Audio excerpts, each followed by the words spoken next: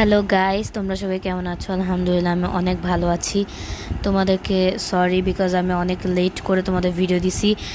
আর কালকে হচ্ছে তোমরা অবশ্যই আমার চ্যানেলটা দেখবে বিকজ আমি কালকে আমার গ্রামে বাড়ি ঘুরতে যাব ঈদের জন্য।